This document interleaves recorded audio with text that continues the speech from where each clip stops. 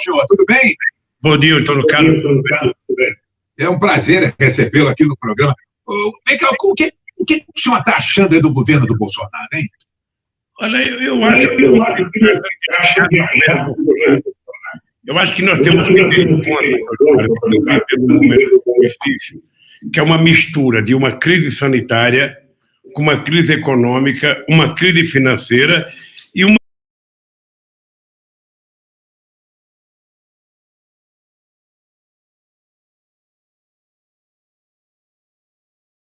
Tudo bem? Bom dia, doutor Carlos. É um prazer recebê-lo aqui no programa. Vem cá, o que o senhor está achando aí do governo do Bolsonaro, hein? Olha, eu acho que nós temos que ter em conta um momento difícil, que é uma mistura de uma crise sanitária com uma crise econômica, uma crise financeira e uma crise institucional pela falta de respeito com que o povo está sendo tratado. Ontem, quando o presidente Bolsonaro fala, eu me chamo Messias, mas não faço milagre, e daí que morreu não sei quantas pessoas. Ou seja, essa falta de respeito, essa falta de solidariedade às vítimas do coronavírus, às pessoas que morreram, aos familiares, é que mostra que, efetivamente, o Brasil precisa, pensar como é que a gente vai sair dessa encalacrada que nós nos metemos no Brasil. É por isso que eu acho que nós não temos outro jeito senão tentar discutir a própria mudança de governo, porque o que eles têm feito na economia, o que eles têm feito na área da saúde. Ontem eu vi um pronunciamento do ministro da Saúde, a impressão que ele passa é que ele não entende nada de saúde, porque ele é um empresário da área. Ele é uma pessoa que trata de fundo de investimento na área da saúde, ele não trata de saúde. Então, eu acho que isso é grave, Antônio Carlos, é grave, e você que mora no Rio de Janeiro sabe o estado de calamidade que está o Rio de Janeiro e muitas vezes a falta de esperança, que vai tomando conta do povo, da periferia, o povo trabalhador, e eu acho que isso é resultado do desgoverno do Bolsonaro. O Bolsonaro não cuida da pandemia, não cuida da economia e não cuida do povo. Se o senhor fosse presidente da República hoje, como é que o senhor resolveria o problema dessa ameaça que é o coronavírus aí à população brasileira? No caso, deveria ter sido começado a resolver no começo. Ou seja, um presidente da República ele não pode governar o Brasil de Brasília. Um presidente da República já deveria ter se reunido com 27 governadores, já deveria ter feito um pacto de atuação dos entes federados. Os prefeitos deveriam estar participando. O papel do governo federal é disponibilizar os recursos necessários para duas coisas. Primeiro, para cuidar da questão sanitária, para cuidar da questão da saúde, para comprar os respiradores, para comprar as máscaras, para comprar tudo que é necessário para a saúde e repassar recursos dentro dos limites do próprio Estado para que as prefeituras possam dar conta de atender a população, porque quem vai atender a população não é o ministro da Saúde, ou não é o ministro lá em Brasília, é o prefeito da cidade que vai cuidar das pessoas que estão, doentes, das pessoas que vão ser internadas. E é preciso, então, que o governo federal funcione como se fosse um maestro, organizador da orquestra, dos gerentes, que envolve quase 6 mil prefeitos e 27 governadores no nosso país. E isso não existe. O presidente Bolsonaro transformou os governadores em inimigos, transformou os prefeitos em inimigos, e todo mundo que fala alguma coisa contrária ao presidente vira inimigo. E assim não é possível governar o país. Ou seja, o presidente da República tem que ser o maestro de uma orquestra que tem que estar afinada. É isso que deveria ter sido feito desde o começo. A saída do ministro da Justiça, o Sérgio Moro, do governo, melhora a sua situação nos processos da Lava Jato, presidente? Eu ainda quero provar que o Sérgio Moro é mentiroso. Eu quero provar que o Sérgio Moro é uma cria da Rede Globo de televisão. A Globo faz questão de enaltecer o Sérgio Moro 24 horas por dia, faz exatamente 4 anos, e eu quero provar, de que o Sérgio Moro é um juiz medíocre, mentiroso, e fez o meu processo, a arma para eleger o Bolsonaro e para me tirar do processo eleitoral. Mas eu tenho muito paciência, sou um homem cristão, tenho fé em Deus e vou trabalhar para que o povo descubra a... O senhor pretende ser candidato à presidência da República novamente? Veja, é muito cedo para discutir isso, Antônio Carlos. É muito cedo, ou seja, nós precisamos discutir nesse momento como evitar que o povo brasileiro sofra o que está sofrendo. Nós precisamos fazer algumas coisas. A primeira coisa é convencer a sociedade de que o isolamento é a melhor arma de evitar o crescimento da pandemia. Para que a gente garanta o isolamento, é preciso garantir que as pessoas recebam o recurso mínimo para sobreviver. E para as pessoas que têm que trabalhar, porque trabalham em atividades essenciais, é preciso que o poder público garanta a essas pessoas, sabe, o direito de trabalhar sem correr o risco. Outro dia eu tive num debate num estado e eu dizia para os empresários locais de que se os empresários estão fazendo tanta pressão para os trabalhadores voltar a trabalhar, a pergunta que eu faço é o seguinte: esses empresários assinarão um compromisso, assinarão um registro em cartório de que eles se comprometem que nenhum trabalhador dele vai pegar coronavírus? Ele se compromete a higienizar o local de trabalho? O prefeito se compromete a higienizar os ônibus, ao metrô, a dar garantia para que as pessoas possam se locomover com tranquilidade? Porque é isso, nós temos que cuidar de quem precisa ficar em casa e cuidar de quem precisa trabalhar. Não é uma coisa atabalhoada como querem fazer. Não é apenas uma questão econômico-financeira. É preciso a gente cuidar do ser humano em primeiro lugar. O povo brasileiro não é número, é gente.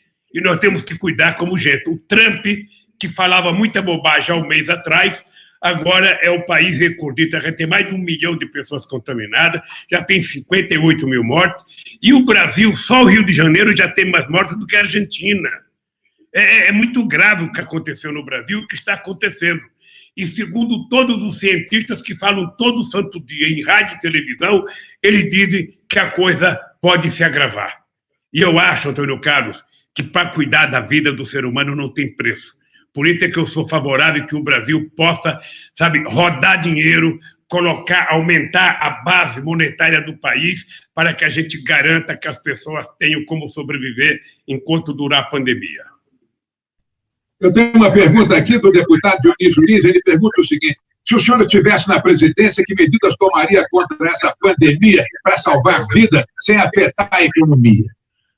Olha, é muito difícil você dizer que não afeta a economia, porque é uma coisa mundial, ou seja, está afetando o mundo inteiro, as maiores economias do mundo foram afetadas, não é possível que o Brasil não seja afetado. O que é importante é que a gente tenha claro de que, para cuidar do povo, a economia pode ficar para ser tratada amanhã. Eu primeiro tenho que resolver o problema, sabe, da doença do nosso povo, e depois eu vou cuidar da economia. Deixa eu te contar uma história. Quando um país entra em guerra, como o Brasil, quando entrou em guerra com o Paraguai, o Brasil gastou na guerra do Paraguai o equivalente a 11 orçamentos da União naquele período. Você acha que na Segunda Guerra Mundial o presidente Roosevelt pensou quanto estava gastando? O Stalin pensou quanto estava gastando? Era preciso ganhar a guerra. Nós precisamos ganhar essa guerra. Nós precisamos ganhar essa guerra. E ganhar essa guerra significa evitar que o povo fique doente. Não é uma gripezinha, é uma pandemia que ainda não tem vacina, que ainda ninguém tem uma solução. A melhor solução é as pessoas não transitarem com facilidade nas periferias desse país. E isso custa caro. E por isso é que o governo tem a responsabilidade de cuidar. Presidente Luiz Inácio Lula da Silva, qual seria a sua atitude para botar o país nos trilhos novamente, já que o senhor considera que o país está meio fora dos trilhos aí com o presidente? Antônio Carlos, se você analisar bem, veja, o Brasil jogou fora tudo que nós construímos de oportunidade. Veja, o Brasil era protagonista internacional, o Brasil se dava bem com os Estados Unidos, se dava bem com a Europa, se dava bem com a América do Sul, se dava bem com a Argentina, se dava bem com a China. Ou seja, o Bolsonaro jogou tudo fora. Esse ministro das Relações Exteriores do Bolsonaro é um maluco. Sabe? Sinceramente, um cara sem controle. Porque nessas alturas do campeonato, você querer brigar com a Argentina, que é o nosso maior parceiro comercial aqui, você querer desprezar a China, como eles estão fazendo, e ficar tentando lamber os Estados Unidos, que ontem ontem ameaçou que pode cortar voos do Brasil para os Estados Unidos, é jogar o Brasil, eu diria, quase que no limbo. A outra coisa é que não existe credibilidade, ou seja, o ministro da Economia do nosso país, ele não utiliza a palavra crescimento, não utiliza a palavra desenvolvimento, não utiliza a palavra investimento, ele só utiliza a palavra, sabe, ajuste fiscal e venda de empresa. Ajuste fiscal e venda de empresa. E esse país não vai para frente se não houver investimento do poder público. É o Estado que tem que ter força suficiente para induzir o investimento e, se necessário, o Estado alavancar esse desenvolvimento colocando dinheiro. Eu posso dar como exemplo, Antônio Carlos, o meu mandato. Você que é do Rio de Janeiro sabe o que nós fizemos no Rio de Janeiro de investimento, obra de infraestrutura. Você sabe o que foi o parque no Rio de Janeiro, em que em quase todas as favelas do Rio, as obras que tinham de infraestrutura eram trabalhadores da favela que trabalhavam. Você lembra do pleno emprego que foi criado nesse país? Porque quando houve a crise de 2008, que todo mundo começou a chorar, e que na Europa e nos Estados Unidos, sabe, teve 100 milhões de pessoas desempregadas, nesse país, nós criamos 20 milhões de empregos formais. Por quê? Porque nós fizemos investimento através do BNDES, através da Caixa Econômica, através do Banco do Brasil, nós fizemos crédito, o povo pobre do Rio de Janeiro tinha crédito consignado, as pessoas podiam comprar, as pessoas trabalhavam, ou seja, é isso que você tem que fazer, e para isso o governo tem que ter credibilidade. Para isso o governo tem que ter, e para ele mostrar que ele tem credibilidade, ele tem que acreditar no que ele faz. Para ele acreditar no que ele faz, ele tem que colocar dinheiro para desenvolver o país. Meu querido ex-presidente Luiz Inácio Lula da Silva, chegamos ao final. Gostaria de deixar esses minutos finais do nosso programa aqui para o senhor se dirigir ao grande público ligado na Tupi e nas redes sociais nesse momento. Por favor, o que o senhor gostaria de dizer para esse público maravilhoso que está nos ouvindo? Um dos discursos que eu fiz quando eu era candidato a presidente é que eu dizia que nós tínhamos que cuidar do Rio de Janeiro com muito carinho, porque o Rio de Janeiro tinha perdido muito e só saía na imprensa, nas páginas policiais. E eu penso que se você fizer um levantamento, desde o tempo de Getúlio Vargas até hoje, você vai perceber que não teve um governo na história do país que fez a quantidade de investimento que nós fizemos no Rio de Janeiro. Então, eu quero aproveitar esse instante para ser solidário ao povo do Rio de Janeiro, ao povo que perdeu parente, ao povo que perdeu seu emprego, aos trabalhadores da indústria naval, sabe, que já estavam com 82 mil trabalhadores no Brasil e que está desaparecendo, que o Brasil resolveu importar navio de Singapura, da China, da Coreia, aos trabalhadores que trabalhavam diretamente e indiretamente na Petrobras, aos terceirizados, e ao povo do Rio de Janeiro. Ao povo do Rio de Janeiro, porque é um povo que não merece passar o que está passando. Sinceramente, o povo do Rio de Janeiro merecia melhor sorte, merecia, sabe, eu diria, ser tratado com mais dignidade pelo governo federal, pelos governos municipais, pelo governo estadual. Então, eu quero só terminar dando solidariedade ao povo do Rio de Janeiro, ao povo brasileiro pelo sofrimento, dizer que nós não merecíamos isso, o Brasil não merece isso. Eu te confesso, Antônio Carlos, com todo o respeito que eu tenho à liberdade do voto do povo brasileiro, 2018 foi um ano nefasto para a sociedade brasileira e o seu Moro, que fica pintando de santo, é um dos responsáveis. Porque o seu Moro criou o Bolsonaro, não foi o Bolsonaro que criou o Moro, a Rede Globo criou o Bolsonaro e criou o Moro, e o fake news criou o Moro como presidente. Ou seja, então, essa desgraceira que nós estamos vivendo hoje se deve à irresponsabilidade, sabe, dessa gente que eu acabei de falar agora. Então, eu quero ser solidário ao povo do Rio de Janeiro e agradecer a você, Antônio Carlos, essa oportunidade, porque nesse instante nós temos que nos preocupar com a saúde do povo. E para cuidar da saúde do povo, eu queria dar um conselho. Eu sei que você quer trabalhar, eu sei que você precisa de dinheiro, mas se você ama a sua família, é o seguinte, a melhor forma de você cuidar dela é você não se expor. Se você tiver que sair para trabalhar, use máscara. Se você tiver que sair, se o seu patrão quer que você trabalhe, pergunte se ele vai dar garantia para você. Porque o mesmo discurso que ele faz para levar você a trabalhar, ele não garante a sua vida. E quando você morrer, Eu quero saber quem vai se preocupar com a sua família. Então, é importante que os governos tenham mais responsabilidade nisso. Não é só querer abrir o comércio.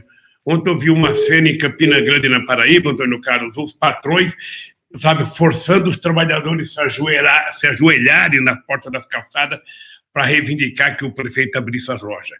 Eu perguntaria se esses empresários que fizeram os trabalhadores se ajoelhar para abrir o comércio, sabe, iriam garantir que essas pessoas sobrevivessem. Iriam garantir. Iriam dar garantia de vida para essas pessoas.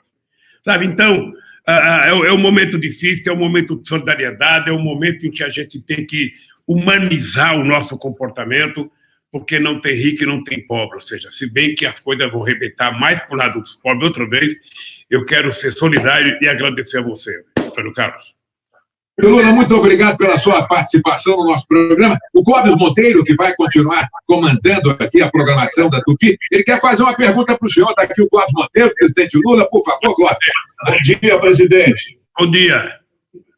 O presidente, eu estou acompanhando aqui, está incrível a audiência do Antônio Carlos, a entrevista está bombando nas redes sociais, mas a polarização continua. O Brasil está dividido, né? Desde que o senhor passou pelo governo, a Dilma passou pelo governo, agora veio o Bolsonaro, é uma divisão, mesmo no meio da crise, pessoas morrendo, continua a divisão, a polarização política. Aí eu queria, tem muita gente perguntando, gente atacando, gente com ódio, gente defendendo, gente mandando abraço para o senhor. Eu vou tentar dar uma resumida aqui, presidente Lula. As pessoas estão querendo saber o seguinte: ok, o senhor fez um grande governo quando esteve à frente, depois vieram alguns escândalos e o senhor se defende até hoje. A pergunta é: ninguém do PT tem culpa, apesar do dinheiro devolvido, dos processos todos?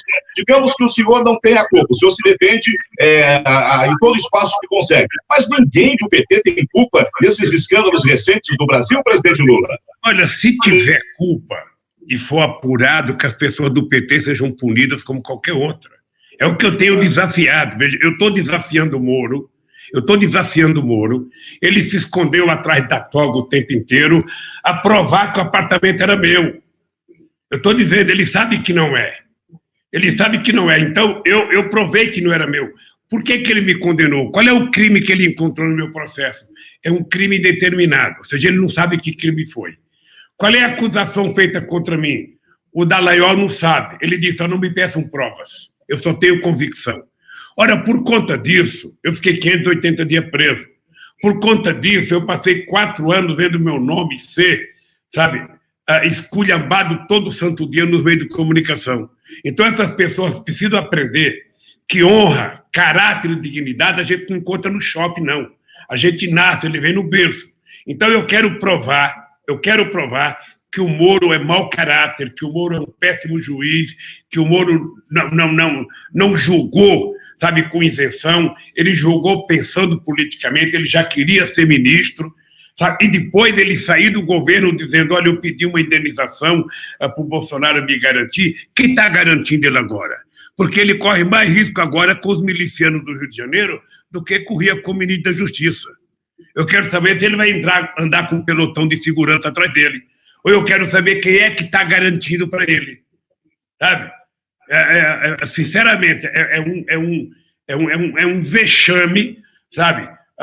E eu posso te dizer isso, olha, com muito carinho, Antônio Carlos. Você pode pegar a biografia, pegar tudo que é legislação. Ninguém fez mais para combater a corrupção nesse país do que Dilma e Lula. Ninguém fez mais. Todos os mecanismos de apuração, toda a liberdade e autonomia da Polícia Federal, a maior liberdade que o Ministério Público teve foi exatamente no nosso governo. E a gente dizia: a gente está aqui para acertar. Quem errar vai pagar o preço de errar. Tem que ser assim. E veja, os funcionários da Petrobras que cometeram o erro eram funcionários estatutários de 30 anos de empresa. Eles não entraram para trabalhar quando eu cheguei na presidência. Eles já estavam lá 30 anos atrás. Então, se cometeram o erro e foi descoberto, é porque tinha eficácia da Polícia Federal, porque tinha eficácia do Ministério Público criada por nós. Então, meu caro, é o seguinte, olha, eu vou terminar dizendo o seguinte, olha, todos nós nascemos para fazer o bem na humanidade. Quem cometer erro vai pagar pelos seus erros. Agora, eu só estou pedindo uma coisa: provem um erro que eu cometi. Provem. Apresente um documento, uma fotografia, um crime, qualquer coisa. sabe? Qualquer coisa. O que não pode é fazer a sacanagem, a canalice que fizeram comigo, inventar um processo, me condenar e ainda poderia ganhar as eleições no primeiro turno. E sabia que se eu ganhasse as eleições, esse país ia voltar a crescer, ia voltar a gerar emprego, ia voltar a aumentar salário, ia voltar a aumentar o salário mínimo, porque só tem um jeito para você acabar com a dívida pública, Antônio Carlos, é fazer a economia crescer. E para fazer a economia crescer não é olhar para o PIB, é olhar para o povo. Eu quero saber se cresceu a qualidade da comida, se cresceu a qualidade da educação, se cresceu a melhoria dos transportes. É isso que a gente mede o crescimento do país. E é isso que eu faria, meu caro. É isso que eu faria. Agora, o grande erro que o PT cometeu mesmo foi cuidar dos pobres. Porque se o PT não tivesse cuidado dos pobres, não tivesse a inclusão social que teve no meu governo, certamente a elite brasileira não teria tanto ódio contra o PT como ela demonstra ter. O presidente Lula. Agradecendo a sua resposta corajosa, deixa eu fazer uma brincadeira para descontrair, então, para agradecer o Antônio Carlos. Se o senhor tivesse que levar para uma ilha deserta, só um, o Bolsonaro ou o Moro, quem o senhor levava, presidente? Sinceramente, eu não iria para o deserto. Sinceramente, eu não iria. Tá? Muito obrigado. Eu deixaria os dois sozinhos. Muito obrigado pela participação em nosso programa. Um bom dia para o senhor. Foi um prazer recebê-lo aqui. Obrigado pelo cargo. Bom dia.